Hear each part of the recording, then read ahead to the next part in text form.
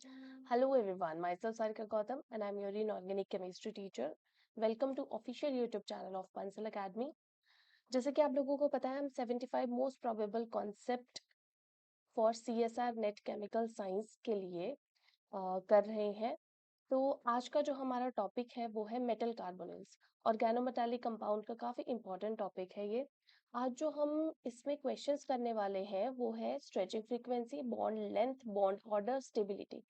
ठीक है, इन एरियाज से जो भी क्वेश्चंस बनते हैं मेटल कार्बोनिल्स के हम वो आज डिस्कस करने वाले हैं। ठीक है, जैसे कि मेटल कार्बोनिल, तो जब भी हमारे पास क्या होता है मेटल कार्बोनिल के बीच में बॉन्डिंग होती है तो हमारे पास बेसिकली क्या होता है, हमारे पास मेटल कार्बन का बॉन्ड स्ट्रांग होता है, कार्बन ऑक्सीजन का बॉन्ड वीक हो जाता है। ठीक है, तो जिसकी वजह से मेटल कार्बन की जो स्ट्रेचिंग फ्रीक्वेंसी है वो इंक्रीज कर जाती है और जो हमारे पास स्ट्रेचिंग फ्रीक्वेंसी है कार्बन ऑक्सीजन की वो डिक्रीज कर जाती है।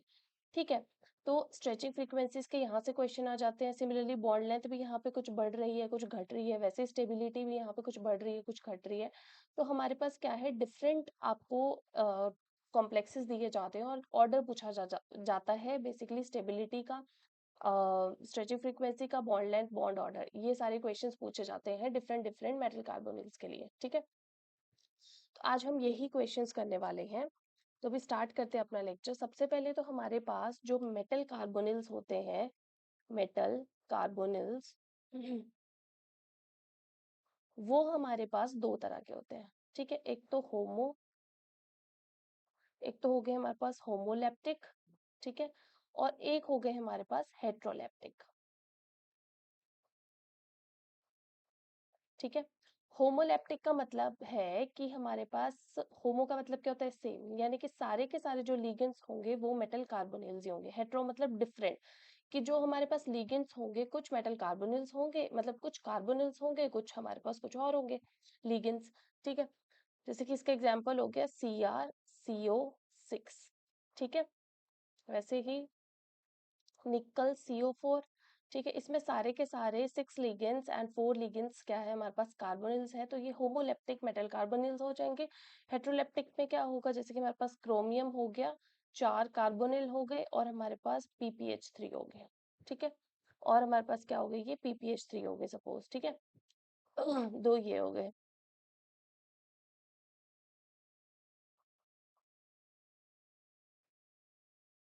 ठीक है, ओके।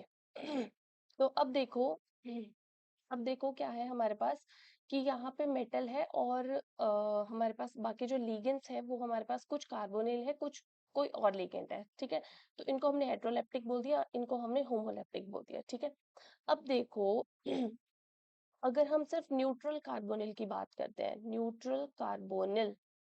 ठीक है, अगर हम सिर्फ न्यूट्रल कार्बोनिल की बात करते हैं, जैसे कि हमारे पास निकल CO4 हो गया, CrCO6 हो गया, जिनके ऊपर कोई चार्ज नहीं है। ठीक है, तो सबसे पहले वेनेडियम का लेते हैं, वो क्या बनेगा, वेनेडियम CO6। ठीक है, उसके बाद अगर हम लेंगे क्रोमियम का तो हमारे पास क्या बनेगा, क्रोमियम CO6। ठीक है, अगर हम मैग्नीज का लेते हैं तो बन जाएगा मैग्नीज CO6। ठीक है, CO5 लेते हैं इसका। ठीक है, और वैसे ही अगर हम कॉपर का लेते हैं तो CuCO4 बन जाएगा। ठीक है, तो अगर हम यहाँ पे टोटल इलेक्ट्रॉन काउंट निकाले तो क्या हो जाएगा, वेनेडियम में कितने इलेक्ट्रॉन होते हैं हमारे पास अच्छा, हमारे पास क्या है, ये बेसिकली न्यूट्रल है ना, जैसे है ना, तो ये बन जाएगा हमारे पास 4s2 3d3। ठीक है, 4s2 3d3, और ये कार्बोनिल के इलेक्ट्रॉन्स हमारे पास कितने आ जाएंगे, 12। ठीक है, तो कितने इलेक्ट्रॉन हो गए टोटल हमारे पास, 5 + 12 कितने हो गए, 17 इलेक्ट्रॉन्स हो गए। ठीक है, उसके बाद देखो क्रोमियम के 6 इलेक्ट्रॉन्स। ठीक है, और हमारे पास कार्बोनिल के 12 इलेक्ट्रॉन्स, तो हमारे पास इलेक्ट्रॉन काउंट कितना हो गया, 18। यहाँ पे मैग्नीज के कितने इलेक्ट्रॉन होते हैं, वैलेंस इलेक्ट्रॉन 7, कार्बोनिल के 10, तो टोटल इलेक्ट्रॉन हो गए 17। यहाँ पे हमारे पास क्या है, कॉपर के हमारे पास कितने इलेक्ट्रॉन होते हैं, कॉपर के वैलेंस इलेक्ट्रॉन होते हैं 4s1 3d10, तो बेसिकली कितने इलेक्ट्रॉन होते हैं, 11। ठीक है, साथ में कार्बोनिल के कितने हो गए हमारे पास 8, 4 2 8। एक कार्बोनिल कितने इलेक्ट्रॉन डोनर होता है, 2 इलेक्ट्रॉन डोनर होता है ना, कितने हो गए 8। तो कितने आ गए यहाँ पे हमारे पास इलेक्ट्रॉन, 19। तो हम देख सकते हैं कि जब भी हमारे पास देखो, अगर हम वेनेडियम का अगर एटॉमिक नंबर बताए तो वो कितना होता है 23, ठीक है। और अगर हम बात करें जैसे मैग्नीज के, तो मैग्नीज का एटॉमिक नंबर कितना होता है 20, हमारे पास 5, इसका कितना होता है 24, ठीक है। और कॉपर का कितना होता है 29। तो बोलने का मतलब ये है, जब भी हमारे पास कैसी होती है, odd number of atomic number होगा, जब भी हमारे पास कैसा होगा, odd number of atomic number होगा, तो हमारे पास कभी भी वो 18 इलेक्ट्रॉन रूल को सेटिस्फाई नहीं कर रहा होगा। अब 18 इलेक्ट्रॉन रूल को अगर सेटिस्फाई करवाना है तो उसमें दो चीजें हो सकती हैं, ठीक है। क्या देखा हमने कि जो ऑड नंबर ऑफ, अगर हम न्यूट्रल कार्बोनिल्स की बात करें तो वो 18 इलेक्ट्रॉन रूल को सेटिस्फाई नहीं करवाती है, ठीक है। अगर 18 इलेक्ट्रॉन रूल को सेटिस्फाई करवाना है, ठीक है, तो क्या होना चाहिए हमारे पास, तो हमारे पास दो मेथड्स होते हैं, ठीक है। फर्स्ट क्या होता है, एक तो होता है डाइमराइजेशन, डाइमराइजेशन, ठीक है। और जो सेकंड होता है वो होता है बाय इलेक्ट्रॉन कैप्चर। इंपॉर्टेंट है देखो ये, बाय इलेक्ट्रॉन कैप्चर, ठीक है। ये दो मेथड होते हैं। अब डाइमराइजेशन का मतलब क्या है, देखो डाइमराइजेशन का, अगर हम बात करें कोबाल्ट CO4 की, तो हमारे पास क्या होता है, ये देखो इसमें टोटल इलेक्ट्रॉन काउंट कितना होगा, कोबाल्ट में कितने इलेक्ट्रॉन है 9, ठीक है, 4s2 3d7, ठीक है। और इसके कितने हो गए टोटल इलेक्ट्रॉन 8, ठीक है। एक कार्बन 2 इलेक्ट्रॉन देगा ना, टोटल इलेक्ट्रॉन कितने हो गए 17। अब 17 इलेक्ट्रॉन्स है, यानी कि हमारे पास क्या है, जो ये कॉम्प्लेक्स है वो स्टेबल नहीं है, तो इसको कॉम्प्लेक्स को स्टेबल करवाने के लिए हम क्या करवा सकते हैं, इसमें डायमेराइजेशन भी करवा सकते हैं या फिर इलेक्ट्रॉन कैप्चर भी करवा सकते हैं। देखो डाइमराइजेशन करवाओगे तो क्या बनेगा, ये CO, इसमें 4 लिगेंड से CO4, एक तो ये वाला हो गया, वैसा ही डाइमर जब बनेगा तो ऐसा ही दूसरा के साथ ये जुड़ जाएगा, CO CO4 ऐसे, ठीक है। एक एक इलेक्ट्रॉन जो अनपेयर्ड होता है वो हमारे पास इन दोनों के बीच में बॉन्डिंग होके वो पेयर्ड अप हो जाएगा, ठीक है। हुआ क्या यहाँ पे हमारे पास अब देखो, इसमें कितने थे पहले, 17 इलेक्ट्रॉन थे, ठीक है, 17 इलेक्ट्रॉन थे, और दूसरे कोबाल्ट के साथ एक इलेक्ट्रॉन शेयर किया। अब कितने इलेक्ट्रॉन हो गए इसके अराउंड 18 इलेक्ट्रॉन। सिमिलरली इसमें भी कितने इलेक्ट्रॉन हो गए 18 इलेक्ट्रॉन। तो अब ये कैसी है, स्टेबल कॉन्फ़िगरेशन बन गई, ठीक है। इसलिए डाइमराइजेशन हुई। तो एक तो है कि डाइमराइजेशन, सेकंड हो गया कि हमारे पास इलेक्ट्रॉन कैप्चर भी तो हो सकता था, कैसे, जैसे कि CO4 है, अगर हमने इसको सोडियम मेटल में डाला या फिर सोडियम मेटल जैसे इसके अंदर डाला तो क्या बन जाएगा, सोडियम, ठीक है, इसके अंदर डाला, ठीक है, प्लस Hg, हमारे पास क्या बन जाएगा, यहाँ पे सोडियम एक इलेक्ट्रॉन देगा, ये कैप्चर कर लेगा, क्या बन जाएगा CO4 के ऊपर क्या है, कोई चार्ज नहीं है, तो इस पे एक नेगेटिव चार्ज आ जाएगा, तो ये बन जाएगा।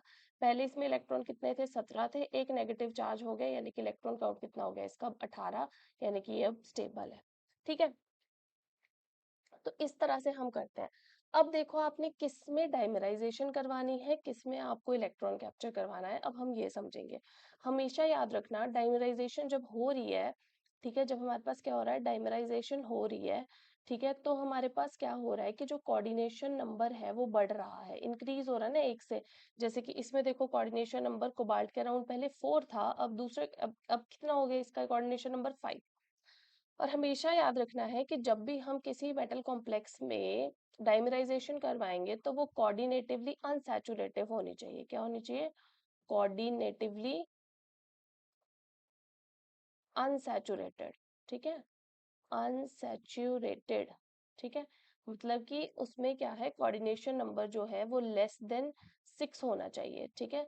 अगर उसमें कोऑर्डिनेशन नंबर लेस देन 6 होगा ना, तभी हम उसमें डाइमराइजेशन होना पॉसिबल होगी, क्योंकि अगर उसमें कोऑर्डिनेशन नंबर 6 होगा तो डाइमराइजेशन के बाद कोऑर्डिनेशन नंबर 7 हो जाएगा, जिसकी वजह से क्या हो जाएगी, स्टेरिक हिंड्रेंसेस काफी ज्यादा बढ़ जाएगी और हमारे पास जो स्टेबिलिटी है वो डिक्रीज हो जाएगी, ठीक है। तो आपने ध्यान रखना है कि डाइमराइजेशन के लिए कोऑर्डिनेशन नंबर 6 से कम होना चाहिए, ठीक है।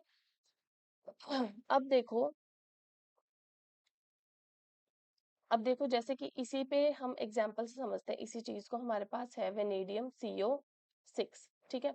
इलेक्ट्रॉन कितने होंगे इसमें इसमें हो जाएंगे, वेनेडियम में वैलेंस इलेक्ट्रॉन कितने होते हैं 4s2 3d3, यानी कि 5 इलेक्ट्रॉन, ठीक है। 6 2 12 इसके, तो इसमें कितने कार्बोनिल के इलेक्ट्रॉन, तो कितने हो गए इसमें 17 इलेक्ट्रॉन हो गए। अब 17 इलेक्ट्रॉन है तो दो मेथड पॉसिबल है, एक तो हो गया हमारे पास डाइमराइजेशन, ठीक है, डाइमराइजेशन, और दूसरा जो मेथड है वो हमारे पास हो गया क्या, इलेक्ट्रॉन कैप्चर, है ना, इलेक्ट्रॉन कैप्चर। अब देखो अगर इसमें डाइमराइजेशन करवाएंगे तो क्या बनेगा, VCO6 VCO6, ठीक है। तो यहाँ पे इलेक्ट्रॉन काउंट तो कितना हो जाएगा, 18 हो जाएगा। पहले इसके 17 इलेक्ट्रॉन खुद के थे, एक इसके साथ भी शेयर कर लिया तो 18 इलेक्ट्रॉन। बट कोऑर्डिनेशन नंबर क्या हो रहा है हमारे पास, 7 हो रहा है। और जब कोऑर्डिनेशन नंबर 7 होगा, स्टेरिक हिंड्रेसेस काफी बढ़ जाएंगे, जिसकी वजह से स्टेबिलिटी कम हो जाएगी। यानी कि इस केस में हमारे पास डाइमराइजेशन नहीं हो सकती है। तो यहाँ पे क्या हो सकता है, इलेक्ट्रॉन कैप्चर। वहीं अगर इसको सोडियम अमालगम में रखें तो क्या बन जाएगा, VCO6,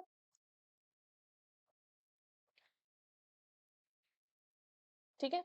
क्या बन गया हमारे पास, ये बन गया, ठीक है। तो अब यहाँ पे क्या है, इसका इलेक्ट्रॉन काउंट कितना हो गया, 18 हो गया, ठीक है। तो ये हमारे पास पॉसिबल है, ठीक है।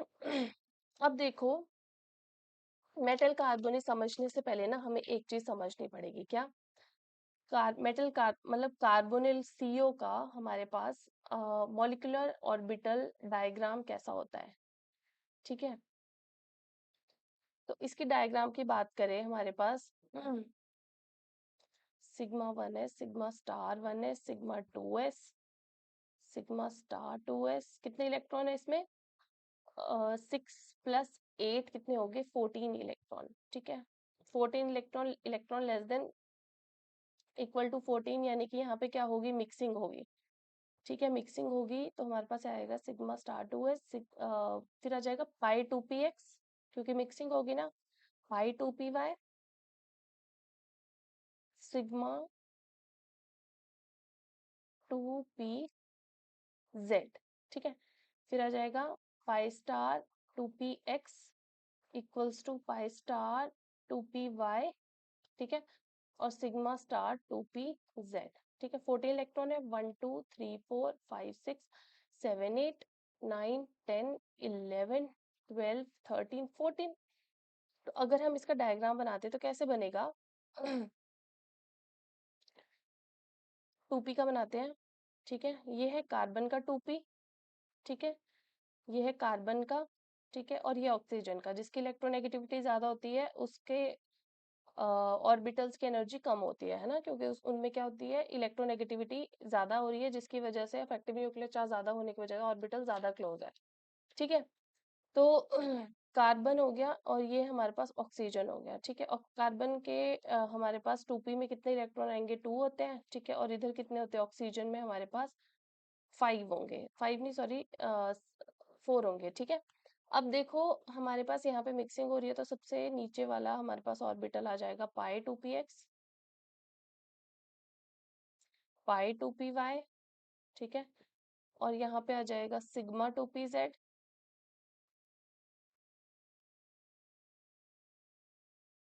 फिर आ जाएगा हमारे पास पाई स्टार, फिर आ जाएगा हमारे पास सिग्मा स्टार। डायरेक्टली लिख रही हूँ, जो नीचे बॉन्डिंग है ना, इनके एंटी बॉन्डिंग्स आ जाएंगे। कितने इलेक्ट्रॉन है टोटल देखो, 4 5 6, तो कैसे होंगे, 1 2 3 4 5 6। अब होता क्या है कि जो ये हमारे पास सिग्मा 2pz होता है ना, ये नीचे बन गया, बट इसकी एनर्जी जो होती है वो कार्बन के क्लोजर होती है। जो सिग्मा 2pz होता है, इसकी जो एनर्जी होती है वो कार्बन के क्लोजर होती है, जिसकी वजह से, और कार्बन में, कार्बन की एनर्जी क्योंकि ऑक्सीजन से ज्यादा है, तो कार्बन में कैसा है, एंटी बॉन्डिंग करेक्टर ज्यादा है, ठीक है, एंटी बॉन्डिंग करेक्टर, ठीक है। तो जो ऑर्बिटल यानी कि जो ऑर्बिटल कार्बन के नजदीक हुआ उसमें भी एंटी बॉन्डिंग करेक्टर ज्यादा होगा। तो अब बोलने का मतलब ये है कि जो सिग्मा 2pz होता है उसमें भी हमारे पास क्या होता है, एंटी बॉन्डिंग करेक्टर होता है, कुछ परसेंट, ठीक है, एंटी बॉन्डिंग करेक्टर होता है। इसीलिए अगर कार्बोनिल की एंटी बॉन्डिंग में इलेक्ट्रॉन आते हैं, ठीक है, एंटी बॉन्डिंग में इलेक्ट्रॉन आते हैं, ठीक है। वो तो हम सबके लिए होता है कि जब भी हमारे पास, हम किसी भी मॉलिक्यूल को लेते हैं, उसके एंटी बॉन्डिंग में अगर इलेक्ट्रॉन आते हैं तो बॉन्ड ऑर्डर हमारे पास क्या हो जाता है, डिक्रीज हो जाता है, आपको पता है। क्योंकि बॉन्ड ऑर्डर क्या होता है हमारे पास, half of electron in bonding minus number of electron bonding, है ना। तो एंटी बॉन्डिंग में क्या होगा, जब इलेक्ट्रॉन आएंगे तो हमारे पास बॉन्ड ऑर्डर जो होगा वो डिक्रीज हो जाएगा। तो यही चीज है। बट मैंने बोला क्योंकि अब की बार सिग्मा 2pz भी क्या है, एंटी बॉन्डिंग करेक्टर उसमें ज्यादा है, यानी कि जब सिग्मा 2pz में जो है सिग्मा 2p z से अगर हम इलेक्ट्रॉन्स को निकाल देते हैं, ठीक है, इलेक्ट्रॉन्स को हम निकाल देते हैं, ठीक है, तो होगा क्या कि हमारे पास जो इलेक्ट्रॉन है हम क्या कंसीडर करेंगे कि वो एंटी बॉन्डिंग मॉलिक्यूलर ऑर्बिटल से जा रहे हैं, ठीक है, और एंटी बॉन्डिंग वाले इलेक्ट्रॉन अगर कम होंगे तो बॉन्ड ऑर्डर हमारे पास क्या हो जाएगा, इंक्रीज हो जाएगा। तो ध्यान रखना है कि अगर सिग्मा 2p z के इलेक्ट्रॉन जाते हैं, ठीक है, ठीक है, अगर ऐसा हमारे पास बताया है कि वो क्या है, CO+ है, ठीक है, CO+ लिखा है, तो CO+ का मतलब क्या है कि हमारे पास एक इलेक्ट्रॉन कार्बोनिल से निकल गया, ये कार्बोनिल है, एक इलेक्ट्रॉन निकल गया तो वो सिग्मा 2p z से निकलेगा, तो आपको लगेगा कि वो बॉन्डिंग से निकल रहा है, जबकि वो किससे निकलेगा, एंटी बॉन्डिंग से। क्यों? क्योंकि 2p z में एंटी बॉन्डिंग करेक्टर भी होता है, इसी वजह से CO+ का जो बॉन्ड ऑर्डर होता है वो CO से, हमारे पास जो CO+ का हमारे पास बॉन्ड ऑर्डर होता है वो CO से ज्यादा होता है, ये ध्यान रखना है आपने, ठीक है। अब देखो क्या है, एक तो ये चीज इसमें समझने वाली थी, ठीक है। नंबर 2 इसमें क्या समझने वाला था कि जो कार्बोनिल है इसके पास pi star anti bonding molecular orbital available है जिसकी एनर्जी कम है, यानी कि हमारे पास कैसा है, बेसिकली पाई एक्सेप्टर लीगेंट होता है, ठीक है। और पाई एक्सेप्टर लीगेंट कहाँ है, मतलब बेसिकली पाई ऑर्बिटल कौन सा अवेलेबल है, पाई स्टार, ठीक है, तो ये पाई कैसा है, एक्सेप्टर लीगेंट है, ठीक है। पाई स्टार में अगर इलेक्ट्रॉन्स आएंगे तो अगेन बॉन्ड ऑर्डर क्या हो जाएगा, डिक्रीज हो जाएगा, किसका, कार्बोनिल का। अगर कुछ ऐसा फैक्टर आता है कि हमारे पास कार्बोनिल में इलेक्ट्रॉन्स आ रहे हैं तो वो एंटी बॉन्डिंग में आएंगे क्योंकि एंटी बॉन्डिंग ही खाली है, ठीक है, तो उसकी वजह से क्या होगा कि जो कार्बोनिल का बॉन्ड ऑर्डर है वो वीक हो जाएगा, ठीक है, आपने ये ध्यान रखना। तो आधा कॉन्सेप्ट तो हमने यही समझ लिया कि हमारे पास क्या है, आधा टॉपिक तो हमने यही कवर कर लिया कि हमारे पास जो, एक मिनट इसमें कुछ प्रॉब्लम आ गई है, ठीक है। तो हमने आधी चीजें तो हमें यही समझ आ गई है कि मेटल और कार्बोनिल के बीच में बेसिकली हो क्या रहा है, ठीक है। जैसे कि हमने अभी अभी समझा कि हमारे पास जो कार्बोनिल है वो कैसा लिगेंड है, वो एक पाई एक्सेप्टर लिगेंड है, ठीक है। और वो क्यों है पाई एक्सेप्टर लिगेंड, क्योंकि उसके पास पाई स्टार ऑर्बिटल खाली पड़ा है, पाई स्टार वेकेंट ऑर्बिटल है, ठीक है, इसलिए वो हमारे पास क्या है, पाई एक्सेप्टर लिगेंड है, ठीक है। और हमने देखा कि जब पाई स्टार में एंटी बॉन्डिंग में इलेक्ट्रॉन आते हैं तो बॉन्ड ऑर्डर कम हो जाता है, ठीक है। अब हो क्या रहा है कि मेटल और कार्बोनिल के बीच में बॉन्ड बन रहा है, ठीक है।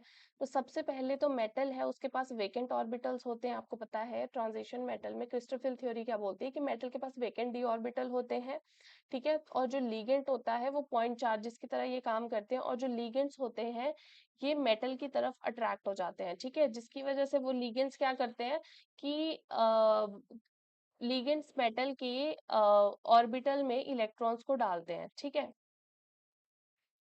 तो मेटल और लिगेंड के बीच में बॉन्ड फॉर्मेशन होती है, ठीक है, तो ये मेटल हो गया, ठीक है। कार्बोनिल कैसे अप्रोच करता है, कार्बोनिल में बेसिकली कार्बोनिल में कैसे होता है, कार्बन ऑक्सीजन ऐसे, हम इसमें ऐसे बताते हैं नेगेटिव चार्ज, ठीक है, और इस तरह से बताते हैं, ठीक है। तो बेसिकली इलेक्ट्रोनेगेटिविटी डिफरेंस ज्यादा होने की वजह से कार्बन से इलेक्ट्रॉन डोनेशन होती है ऐसे मेटल पे, ठीक है। तो कैसे बॉन्ड बन जाता है इनके बीच में, metal C double bond O+। तो पहले क्या होती है हमारे पास, सिग्मा डोनेशन होती है, कहाँ से कहाँ, सिग्मा डोनेशन होती है कार्बन से मेटल में, ठीक है। तो इनके बीच में कैसा बॉन्ड बन जाता है, सिग्मा बॉन्ड बन जाता है, ठीक है। अब क्या है देखो, इसी तरह से और भी काफी सारे लिगेंड्स लगे होंगे, हो सकता है कि सारे कार्बोनिल लगे हो और भी, ठीक है, ऐसे कार्बोनिल हो या हो सकता है PPH3 हो। तो बोलने का मतलब ये है, सपोज यहाँ कोई लिगेंड है, सपोज यहाँ Cl है, तो बोलने का मतलब ये है कि इस मेटल के अराउंड ना जो इलेक्ट्रॉन डेंसिटी होती है वो काफी ज्यादा बढ़ जाती है, ठीक है। बेसिकली इलेक्ट्रॉन देखो मेटल के अंदर आ रहे हैं, मेटल के अंदर खुद में भी इलेक्ट्रॉन होते हैं उसके डी ऑर्बिटल्स में, जैसे बात करें तो उसके अंदर डी ऑर्बिटल्स के अंदर और भी इलेक्ट्रॉन आते हैं, तो मेटल कैसा बन जाता है, उसके अराउंड बहुत ज्यादा इलेक्ट्रॉन्स हो जाते हैं, तो वो चाहता है कि मैं अपने इलेक्ट्रॉन्स फटाफट से कहीं दे दूं, ठीक है। तो अब देखो इसके पास एक ऐसा लिगेंड आया कि जिसके पास भी खाली ऑर्बिटल्स हैं, बढ़िया हो गया मेटल को तो यार। फिर देखो इसके पास क्या है, पाई स्टार है, अब मेटल को तो बढ़िया होगा, वैसे ही इसके अराउंड इलेक्ट्रॉन बढ़ ज्यादा पड़े, अपने इलेक्ट्रॉन देना चाहता है स्टेबिलिटी के लिए, तो क्या होगा, इलेक्ट्रॉन फिर ये इसके पाई स्टार में डाल देगा जैसे ही इसको मौका मिलेगा। जिस वजह से क्या होगा, मेटल और कार्बन के बीच में जो बॉन्ड होगा वो हो जाएगा स्ट्रॉन्ग, क्योंकि इसके कार्बोनिल के एंटी बॉन्डिंग के अंदर इलेक्ट्रॉन्स आ रहे हैं। ठीक है, जो कार्बोनिल का एंटी बॉन्डिंग था पाई स्टार, उसके अंदर इलेक्ट्रॉन आ रहे हैं। तो जो बॉन्ड ऑर्डर रहेगा किसका, हमारे पास कार्बोनिल का, वो हमारे पास क्या हो जाएगा, डिक्रीज हो जाएगा। क्यों हो जाएगा, क्योंकि बॉन्ड ऑर्डर क्या होता है, half of number of electron in bonding minus anti bonding. तो एंटी बॉन्डिंग में इलेक्ट्रॉन आएंगे तो बॉन्ड ऑर्डर क्या हो जाएगा, उसका डिक्रीज हो जाएगा। तो क्या हो जाएगा, हमारे पास कार्बोनिल की स्ट्रेचिंग फ्रीक्वेंसी कम हो जाएगी या फिर उसका बॉन्ड ऑर्डर कम हो जाएगा। ठीक है, तो हुआ क्या, ये सब कुछ होने की वजह से कि जो बॉन्ड ऑर्डर था वो मेटल का और कार्बन का तो बढ़ गया। ठीक है, कैसे बढ़ा, कि पहले तो इनके बीच में सिग्मा बॉन्ड था, उसके बाद एक पाई बॉन्ड भी बन गया। वैसे कार्बन ऑक्सीजन का बॉन्ड ऑर्डर क्या था, पहले ज्यादा था, अब एंटी बॉन्डिंग में इलेक्ट्रॉन आ गए तो कम हो गया। तो जो बॉन्ड ऑर्डर था मेटल कार्बन का वो इंक्रीज हो गया, और जो बॉन्ड ऑर्डर था किसका, कार्बन ऑक्सीजन का, वो डिक्रीज हो गया। अब देखो जो बॉन्ड ऑर्डर होता है वो हमारे पास डायरेक्टली प्रोपोर्शनल होता है बॉन्ड स्ट्रेंथ के, है ना। आपको पता है, ये तो सिंपल सा है, जितना ज्यादा बॉन्ड ऑर्डर उतनी ही ज्यादा स्ट्रेच बॉन्ड स्ट्रेंथ, है ना। ट्रिपल बॉन्ड है कोई, वो ज्यादा स्ट्रांग होगा डबल बॉन्ड से और सिंगल बॉन्ड से। ठीक है, और जो ये चीज होती है ना, that is directly proportional to stretching frequency. ठीक है, स्ट्रेचिंग फ्रीक्वेंसी ऑफ जिस भी बॉन्ड की हम बात कर रहे हैं, लेट्स से कार्बन ऑक्सीजन की या फिर मेटल कार्बन की। ठीक है, उसके बाद देखो, अब जो स्ट्रेचिंग फ्रीक्वेंसी होती है, देखो बेटा, जो स्ट्रेचिंग फ्रीक्वेंसी होती है उसका फॉर्मूला होता है 1/2 पाई अंडर रूट के बाय न्यू।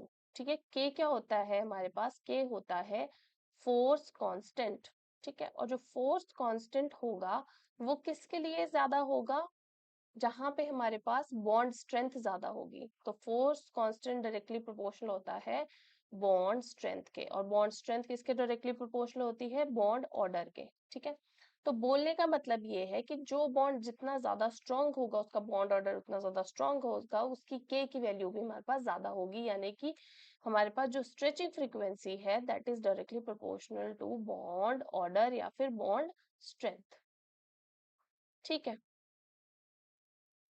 तो हम क्या बोल सकते हैं कि जो हमारे पास, अगर हम बात करें मेटल कार्बोनिल की, तो हमारे पास हो क्या रहा है, क्योंकि हमारे पास बॉन्ड ऑर्डर किसका ज्यादा है, मेटल कार्बन का, तो जो स्ट्रेचिंग फ्रीक्वेंसी है मेटल और कार्बन की वो बढ़ रही है, और जो स्ट्रेचिंग फ्रीक्वेंसी है कार्बन ऑक्सीजन की वो डिक्रीज हो रही है। ठीक है, डिक्रीज होती है मतलब जब भी हमारे पास कार्बोनिल की फॉर्मेशन होती है तो। ठीक है, अब देखो क्या है हमारे पास कि क्वेश्चंस करते हैं। ठीक है, क्वेश्चंस करेंगे और साथ में हम समझेंगे भी कि कौन कौन से फैक्टर्स है वो बैक बॉन्डिंग को अफेक्ट करते हैं। अब बेसिकली अगर दो कॉम्प्लेक्सेस के बीच में हमें कंपैरिजन करना होगा तो हमें बेसिकली ये पता होना चाहिए कि लेट्स से हमारे पास ना फॉर एग्जांपल कॉम्प्लेक्स ए दिया है कोई और बी दिया है और हमें स्ट्रेचिंग फ्रीक्वेंसी का ऑर्डर पूछा है, तो हमें पता होना चाहिए ना कि कौन कौन से फैक्टर्स अफेक्ट कर रहे हैं स्ट्रेचिंग फ्रीक्वेंसी को। तो हमने लिखा क्या टॉपिक, कि factors affecting the factors affecting the pi back bonding। ठीक है, सबसे पहले हमारे पास आ गया चार्ज ऑन मेटल। ठीक है, जैसे कि हमारे पास हो गया M प्लस, ठीक है, M+2, M-1। ठीक है, अब देखो चार्ज का थोड़ा सा सोचो पहले खुद, कि हमारे पास मेटल के ऊपर चार्ज किस तरह से अफेक्ट करेगा पाई बैक बॉन्डिंग को। ठीक है, एक है ऐसा न्यूक्लियस जिसके ऊपर मतलब मेटल आयन जिसके ऊपर पॉजिटिव चार्ज है, वहां पे हमारे पास क्या है, बैक बॉन्डिंग हो रही है। ठीक है, एक है जिसके ऊपर थोड़ा सा और ज्यादा न्यूक्लियर चार्ज हो गया, एक है हमारे पास जिसके ऊपर नेगेटिव चार्ज है। अब हमने देखना है कि पाई बैक बॉन्डिंग किस में ज्यादा होगी। अब देखो मैंने क्या आपको रीजन बताया था, मेटल के ऊपर जितनी ज्यादा इलेक्ट्रॉन डेंसिटी होगी उतना मेटल चाहेगा उसको देना, और जितना ज्यादा वो देगा कार्बोनिल को वो इलेक्ट्रॉन्स उतनी ही ज्यादा मेटल की और कार्बन की स्ट्रेचिंग फ्रीक्वेंसी बढ़ेगी। ठीक है, यानी कि यहाँ पे लास्ट वाले की बात करें, ठीक है, जिसपे नेगेटिव चार्ज है, वहां पे इलेक्ट्रॉन डेंसिटी बढ़ रही है नेगेटिव चार्ज होने की वजह से। तो यहाँ पे बेसिकली होगा क्या, क्योंकि यहाँ पे इलेक्ट्रॉन डेंसिटी बढ़ रही है तो मेटल ज्यादा से ज्यादा अपने इलेक्ट्रॉन देना चाहेगा, तो यहाँ पे ज्यादा इलेक्ट्रॉन देगा वो कार्बोनिल को।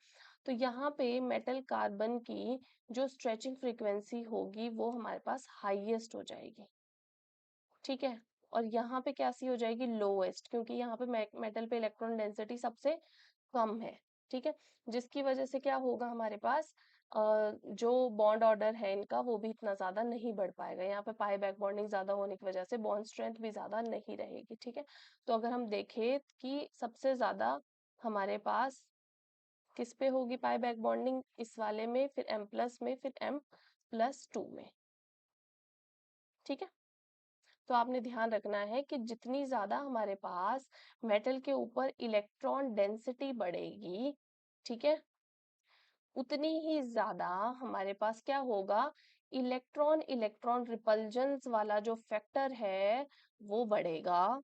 इलेक्ट्रॉन इलेक्ट्रॉन रिपल्जेंस जितने ज्यादा बढ़ेंगे उतना ही हमारे पास जो साइज होगा मेटल आयन का वो बढ़ेगा। ठीक है, वो भी बढ़ेगा, और जितना साइज बढ़ता है उतनी ही हमारे पास जो पोलराइजेबिलिटी है वो भी इंक्रीज होती है। ठीक है, और जितनी ज्यादा पोलराइजेबिलिटी होगी उतनी ही डोनरेबिलिटी भी होगी।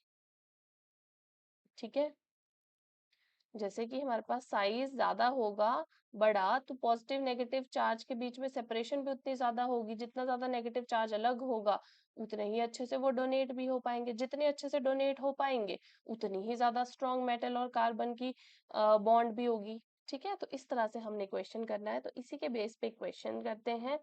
हमारे पास है कॉम्प्लेक्सेस MnCO MnCO6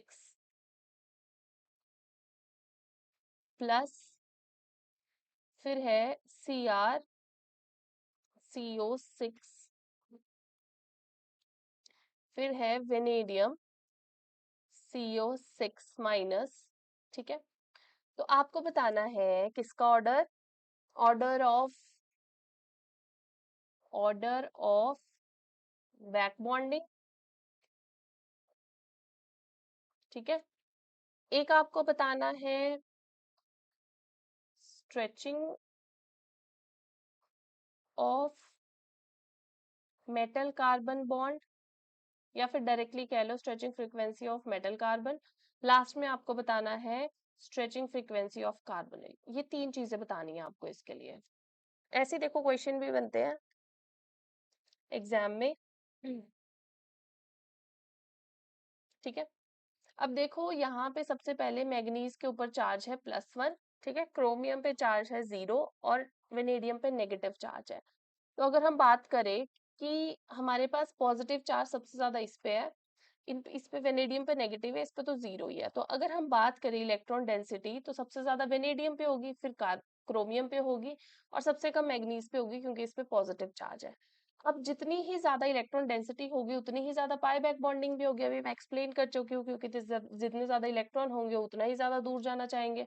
ठीक है, तो इलेक्ट्रॉन डेंसिटी यहाँ सबसे ज्यादा है, जिसकी वजह से हमारे पास जो पाई बैक बॉन्डिंग का ऑर्डर होगा, लेट्स से हम इसको A बोल देते हैं, इसको B बोल देते हैं, इसको C भी बोल देते हैं। ठीक है, तो जो अगर हम पाई बैक बॉन्डिंग की बात करते हैं तो वो C में सबसे ज्यादा होगी, फिर B में होगी, फिर A में होगी। ठीक है, और अगर हम बात करें जितनी ज्यादा पाई बैक बॉन्डिंग होगी उतना ही ज्यादा मेटल के बीच में और कार्बन के बीच में बॉन्ड स्ट्रांग होगा, यानी कि हमारे पास stretching frequency of metal carbon का भी यही ऑर्डर आ जाएगा, C, B एंड A। अगर हम कार्बोनिल की स्ट्रेचिंग फ्रीक्वेंसी का बात करें तो जितनी ज्यादा पाई बैक बॉन्डिंग होगी, ठीक है, जितनी ज्यादा पाई बैक बॉन्डिंग होगी, ठीक है, उतनी ही हमारे पास ये वाला बॉन्ड स्ट्रांग होगा और ये वाला बॉन्ड वीक होगा, जैसे हमने समझा था। यानी कि हमारे पास स्ट्रेचिंग फ्रीक्वेंसी ऑफ कार्बोनिल का ऑर्डर आ जाएगा A, B and C opposite. ठीक है, इस तरह से आपने ये क्वेश्चन सॉल्व करने होते हैं। ठीक है, अब देखो नेक्स्ट हमारे पास क्या आता है, नेक्स्ट हमारे पास आता है बेसिकली यही मतलब जो क्वेश्चन है ना आपसे, अच्छा क्वेश्चन फिर करवाते हैं, पहले मैं ना आपको ये करवा देती हूँ कि हमने करना है। एक तो आ गया हमारे पास क्या, एक फैक्टर तो हमने ये कर लिया कि चार्ज ऑन मेटल आयन, दूसरा हमारे पास क्या है, लीगेंड। ठीक है, तो जो नेक्स्ट फैक्टर आता है वो आता है नेचर ऑफ लीगेंड। ठीक है, क्योंकि देखो का मतलब कॉम्प्लेक्स बन रहा है तो उसमें क्या है, मेटल और लीगेंड ही है, एक मेटल आ गया, दूसरा क्या आ जाएगा, नेचर ऑफ लीगेंड। वो चीजें ये फैक्ट करेगी ना, नेचर ऑफ लीगेंड। ठीक है, अब जो लीगेंड्स हैं, जैसे कि सपोज हमारे पास मेटल और कार्बोनिल का है एक बॉन्ड, जो दूसरा लीगेंड है जो, वो लीगेंड हमारे पास क्या हो सकता है, वो लीगेंड हमारे पास हो सकता है कि वो कैसा लीगेंड हो, पाई डोनर लीगेंड हो। ठीक है, हो सकता है कि वो लीगेंड हमारे पास कैसा लीगेंड हो हमारे पास क्या हो, ओनली सिग्मा डोनर हो। ठीक है, हो सकता है हमारे पास जो लीगेंड है वो कैसा हो, वो पाई एक्सेप्टर लीगेंड हो, पाई एक्सेप्टर लीगेंड। ठीक है, तो वो कैसा भी लीगेंड हो सकता है। ठीक है, अब देखो अगर हमारे पास पाई डोनर लीगेंड है, ठीक है, अगर पाई डोनर लीगेंड है जैसे कि Cl है, ठीक है, ऐसे अगर Cl है, Cl कैसा है, पाई डोनर। ठीक है, इसके पास लोन पेयर्स अवेलेबल होते हैं, इनको डोनेट कर सकता है मेटल के और डी ऑर्बिटल्स में। अगर पाई डोनर लिगेंड है तो मेटल के ऊपर क्या कर रहेगा, वो इलेक्ट्रॉन डेंसिटी को मेटल के ऊपर इंक्रीज कर देगा। अब जितनी ज्यादा इलेक्ट्रॉन डेंसिटी मेटल पे इंक्रीज होगी, यानी कि उतना ही हमारे पास स्ट्रॉन्ग जो होगा मेटल कार्बन का बॉन्ड बन पाएगा, है ना, उतनी ही ज्यादा बेसिकली पाई बैक बॉन्डिंग होगी। जो पाई बैक बॉन्डिंग होगी वो हमारे पास क्या हो जाएगी, इंक्रीज हो जाएगी, और पाई बैक बॉन्डिंग इंक्रीज हो जाएगी यानी कि जो स्ट्रेचिंग फ्रीक्वेंसी है मेटल कार्बन की वो भी बढ़ जाएगी। ठीक है, अब स्ट्रेचिंग फ्रीक्वेंसी मेटल कार्बन की बढ़ गई तो स्ट्रेचिंग फ्रीक्वेंसी सीओ की डिक्रीज हो जाएगी। तो पाई डोनर लिगेंड्स बेसिकली क्या करते हैं, वो पाई बैक बॉन्डिंग को बढ़ा देते हैं। ठीक है, उसके बाद ओनली सिग्मा डोनर्स है, उनका काम क्या है, जैसे कि NH3 होगा, उस पर सिर्फ एक लोन पेयर होता है, वो सिर्फ एक बार सिग्मा डोनेशन कर सकते हैं, उसके बाद इनके पास कोई वेकेट ऑर्बिटल नहीं है जिसमें ये एक्सेप्ट कर सके इलेक्ट्रॉन्स को, तो ये सिर्फ मेटल को ऐसे इलेक्ट्रॉन दे सकते हैं, इनका और कोई काम नहीं है। ठीक है, यहाँ पे हमने लिख दिया कार्बोनिल। ठीक है, उसके बाद है पाई एक्सेप्टर लिगेंड, जैसे कि हमने लगा दिया हमारे पास फॉस्फीन्स होते हो सकते हैं, ठीक है, साइनाइड हो सकता है, ठीक है, या फिर हमारे पास C2H4 हो सकता है। ठीक है, ये सारे कैसे है, पाई एक्सेप्टर लिगेंड्स है। तो लेट्स से हमने साइनाइड लगा दिया CN, ठीक है, ये भी पाई एक्सेप्टर है ना, तो क्या होगा, क्योंकि अब की बार हमारे पास लिगेंड कैसा है, पाई एक्सेप्टर है, तो वो मेटल की जो इलेक्ट्रॉन डेंसिटी है वो अपने अंदर ले लेगा, है ना, एक्सेप्टर है ना ये भी, तो ये क्या करेगा, मेटल से इलेक्ट्रॉन डेंसिटी को विड्रॉ कर लेगा, जिसकी वजह से इलेक्ट्रॉन डेंसिटी जो होगी वो हमारी मेटल के ऊपर क्या हो जाएगी, इंक्रीज हो जाएगी। ठीक है, मेटल के ऊपर अगर इलेक्ट्रॉन डेंसिटी इंक्रीज हो गई तो सॉरी, इलेक्ट्रॉन डेंसिटी होगी जो मेटल के ऊपर वो डिक्रीज हो जाएगी, क्योंकि ये ले रहा है उस इलेक्ट्रॉन्स को, जिसकी वजह से मेटल जो हमारे पास पाई बैक बॉन्डिंग होगी, बैक बॉन्डिंग वो हमारे पास कहाँ से कहाँ, मेटल से कार्बन में वो डिक्रीज हो जाएगी, क्योंकि आपकी बार पाई बैक बॉन्डिंग यहाँ से यहाँ भी हो रही है ना, तो याद रखना पाई बैक बॉन्डिंग जो मेटल से कार्बन में होगी वो डिक्रीज हो जाएगी, जिसकी वजह से हमारे पास मेटल कार्बन की जो स्ट्रेचिंग फ्रीक्वेंसी होगी वो भी डिक्रीज हो जाएगी, और जो कार्बन ऑक्सीजन की होगी वो हमारे पास इतनी ज्यादा कम नहीं होगी। ठीक है, तो हमारे ये आपने ध्यान रखना है कि कौन कौन से फैक्टर्स होते हैं ये अफेक्ट करते हैं। ठीक है, अब देखो हमारे पास क्या है, जैसे मैंने आपको बताया था कि एक और एग्जांपल मैं आपको बताती हूँ, जैसे हमारे पास है, फॉर एग्जांपल आपको पूछा है which of the following is most stable. ठीक है, आपसे पूछा है कि सबसे स्टेबल जो कॉम्प्लेक्स है वो कौन सा है। ठीक है, FeCO5, ठीक है, FeCO5, ठीक है, FeCO4 2 ठीक है, FeCO6+2, ठीक है, इन सब में से सबसे स्टेबल बताना है। तो सबसे पहले तो देख लो, इस पे चार्ज 0 है, इस पे चार्ज -2 है, इस पे चार्ज +2 है, Fe+2 है। ठीक है, तो इलेक्ट्रॉन डेंसिटी सबसे ज्यादा किस में है, ये सपोज ए है, ये बी है, ये सी है, तो सबसे ज्यादा इलेक्ट्रॉन डेंसिटी आयरन की बी में है। ठीक है, तो अगर हम देखें बी में, क्योंकि इलेक्ट्रॉन डेंसिटी सबसे ज्यादा है, इसलिए पाई बैक बॉन्डिंग भी सबसे ज्यादा इसी में होगी। तो जो अगर हम पाई बैक बॉन्डिंग देखते हैं, ठीक है, तो वो किस में सबसे ज्यादा है, बी में, ठीक है, फिर ए में और फिर सी में। पाई बैक बॉन्डिंग अगर ज्यादा होगी तो मेटल और कार्बन का बॉन्ड भी उतना ज्यादा स्ट्रांग होगा। अब कोई भी कॉम्प्लेक्स बन रहा है वो कितना ज्यादा स्ट्रांग है, ये बात किस पर डिपेंड करती है कि जहां पे मेटल और लिगेंड का बॉन्ड स्ट्रांग होगा, जितना ज्यादा मेटल और लिगेंड का जो बॉन्ड होगा वो जितना ज्यादा स्ट्रांग होगा, ठीक है, स्ट्रांग बॉन्ड जितना ज्यादा होगा उतनी ही हमारे पास जो कॉम्प्लेक्स है वो स्टेबल भी उतना ही ज्यादा होगा, ठीक है। यानी कि अगर जितनी ज्यादा पाई बैक बॉन्डिंग होगी उतना मेटल और कार्बन का बॉन्ड स्ट्रांग होगा, उतनी ही ज्यादा स्टेबिलिटी भी हो जाएगी कॉम्प्लेक्स की, ठीक है। तो स्टेबिलिटी का ऑर्डर क्या हो जाएगा, BAC। अगर हम बात करें कि इनमें से सबसे स्टेबल कॉम्प्लेक्स कौन सा है तो वो है बी, ठीक है। तो ऐसे भी आपके पास क्वेश्चन बन जाते हैं या फिर स्ट्रेचिंग फ्रीक्वेंसी के भी आपके पास क्वेश्चंस बन जाते हैं। अब इसकी मैं ना आपको एक और फर्दर एक और वीडियो इसमें बनाऊंगी जिसमें हम इसी के एक्सटेंशन करेंगे, क्योंकि मेटल कार्बोनेट थोड़ा बड़ा टॉपिक है, इसी को हम आगे कवर करेंगे। तो ये पार्ट 1 समझ लो आप, फिर पार्ट 2 मैं आपको नेक्स्ट वीडियो में करवाऊंगी। Thank you so much.